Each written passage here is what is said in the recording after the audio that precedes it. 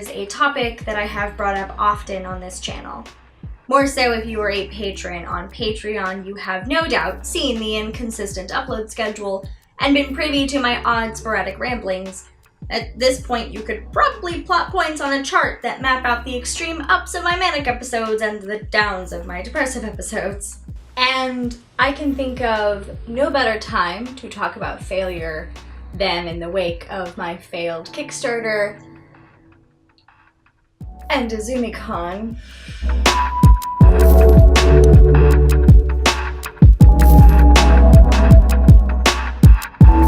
I was overly optimistic and hopeful right before the launch of my Kickstarter. I recall a lot of what-if conversations with my husband about what we would do if somehow the project took off beyond our wildest expectations. I was plotting out all of the details for the backers party and preemptively stressing about if the venue I chose was going to be big enough for all of the backers I had falsely predicted. The idea of the project failing just seemed unlikely, or so I thought. I had done a ton of research, I bought advertising on Facebook and Instagram, I had partnered with a reliable publishing company, I survived 2 crashed computers and still persevered with insurmountable confidence, only to have it blow up in my face when it ended up being unsuccessful.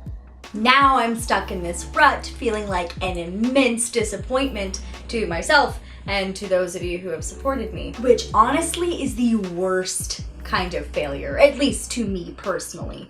There are few worse feelings than feeling like you have failed other people, which we will talk more about that when we talk about IzumiCon. This most recent project, the Yokai and Monsters art book, was actually not my first attempt at a major project on the platform.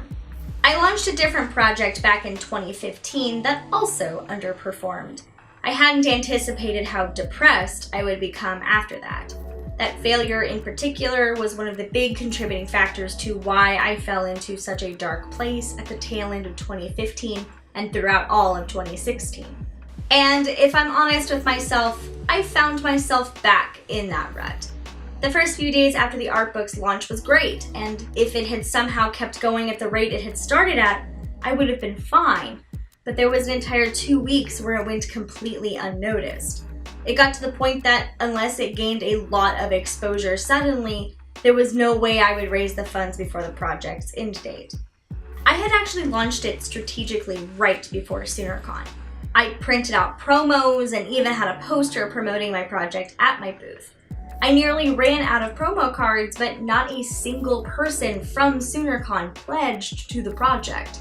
There were a lot of people who said they would be a backer and that they really wanted a copy of the book, but no one followed through and the project ended up being unsuccessful.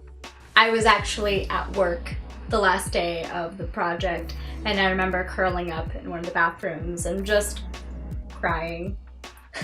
I had given in to this wild expectation that somehow this would be the thing to turn my art career around. And I failed. I then convinced myself that it was because of my art that it failed. My art wasn't good enough.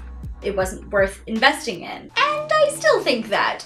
I absolutely think that. I absolutely think that my art is just not good enough or sellable enough for most of the art market that's out there. So I just need to make sure that I continue to improve and I don't give up and, you know, all that fun stuff.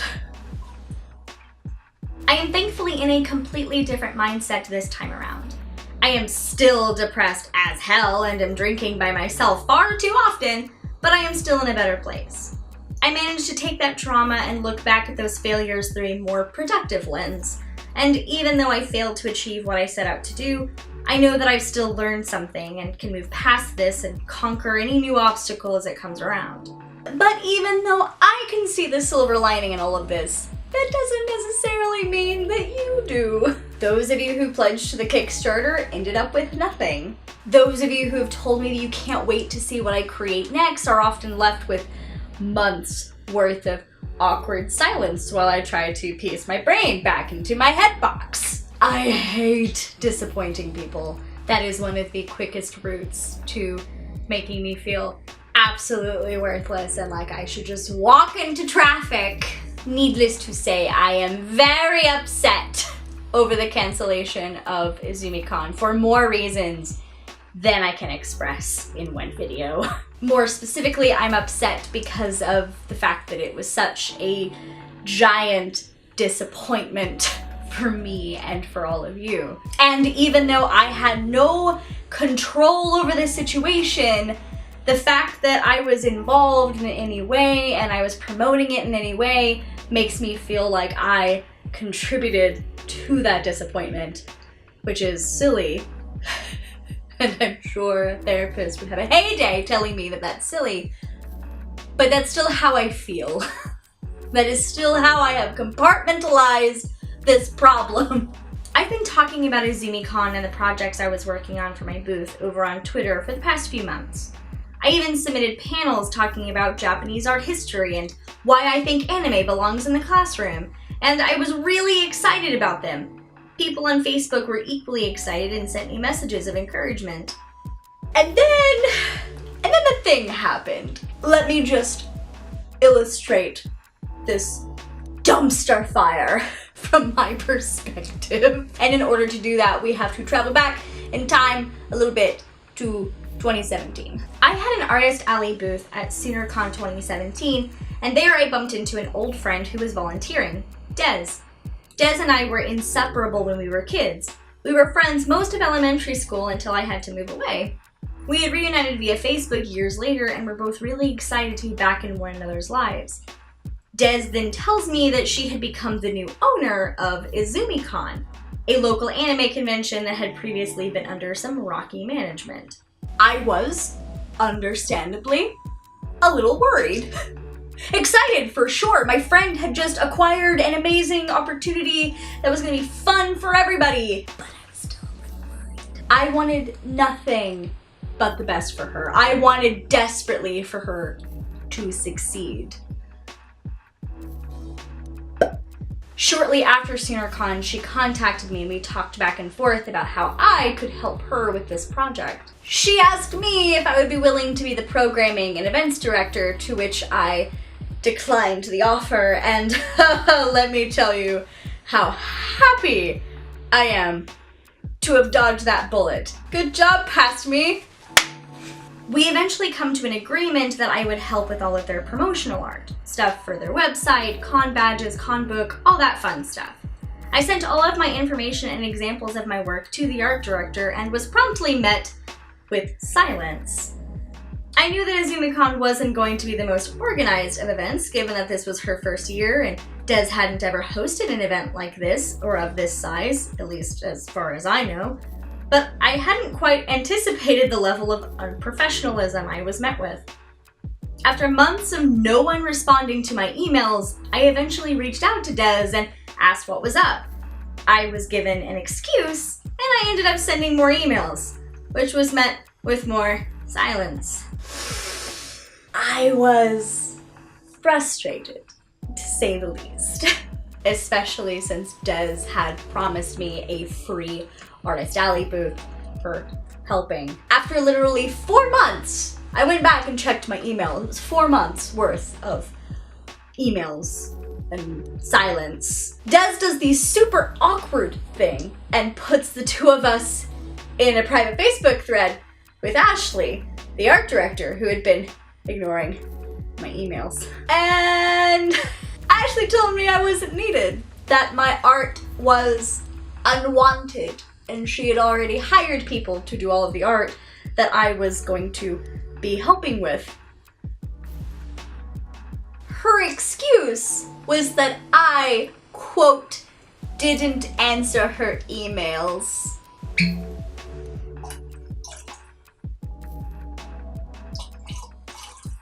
I vented my frustration to Des and had kinda hoped she would fix the issue since she had the authority to do just that, but that never happened.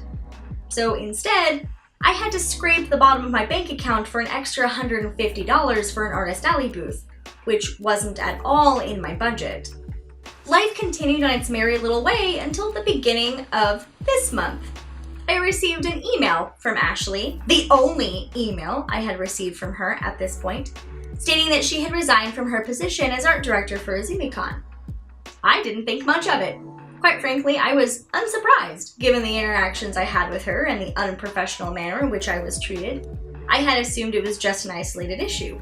First-year hurdles and all that. However, just a few short days after that email, I received a text from an unknown number stating that all of the directors had resigned and that it was looking like the event was going to be canceled. I was, like most everyone else, shooketh. The con was only a few weeks away. The text that I received was meant to be private for legal and damage control reasons, but someone decided to screen cap them and post them all over the internet. Because of course they did. This of course led to the downward spiral that was the rumors and the inevitable cancellation of this event. Within the span of a day, I had received about a dozen messages, both on Twitter and on Facebook. Some messages were actually even from our celebrity guests, who resorted to contacting the other panelists because they had received no word from anyone on whether or not the event was canceled, because there was just such poor communication and unprofessionalism. I ended up having to type a message on my Carnival Grotesque Facebook page talking about how I had absolutely no idea what was going on. I was just as much in the dark as everyone else. Des had not contacted me. I could not reach out to her. She had deleted all of her social media, and also that I wasn't going to tolerate the witch hunt for her. And I still don't tolerate it. Des was put in a position where she had to disengage from social media and public view. Probably at the request of her lawyer, if I had to make an educated guess. So this idea that she has somehow run away and is refusing to answer messages is silly, because that's not what's happening. She has failed a lot of people. She failed me, and I'm her friend. I get that everyone is frustrated. I get that everyone is angry. I get that there's a lot of people who have invested a lot of money into IzumiCon and may or may not get a refund. We don't know yet. That's all been tied up in deposits with the contracts with the venue and other such things that are involved in that event. I understand. Trust me. I'm down $150 plus everything I have spent up until now to pay for all of the merch that I was gonna have at the table. I get it. Trust me. I'm broke too. But sending threats and saying threatening things in her direction is not helping anybody. You've all succumbed to mob mentality and have forgotten that people are, people. I crumple when I fail to launch a successful Kickstarter. I cannot imagine how she feels right now. And I can't say that I would have handled it any differently. And Des, if you are watching this, know that I love you. I am fucking angry, but I love you. I am very happy knowing that you're safe and that you are with a group of people who are there to support you and who are helping you through all of this legal muckety guck. If there is anything I can take away from these two experiences, it's that tomorrow is still around the corner and you can always heal, improve, and there will always be people out there who, despite your failings, will love you and support you. Thank you all for spending time with me in the studio today. It's actually been a fairly calming video. It's been pretty low impact, all things considered. Knock on wood. I spent most of today organizing the studio and hanging out with all of these cool people over on my new Patreon Discord. If you want access to the private Patreon Discord, all you have to do is go down below into the doobly-doo and pledge as little as $1 to my Patreon and you'll have access to my private Discord. You'll also have access to things like my content calendar that I'm going to start putting out every month and all sorts of fun drawings that are only seen on my Patreon, or you'll have early access to fun stuff. It'll be great. It'll be fun. And then we'll talk at like 2 a.m. on the Discord about how I need sleep. I am still really bad at ending videos. Anyway, I love you guys. Mwah.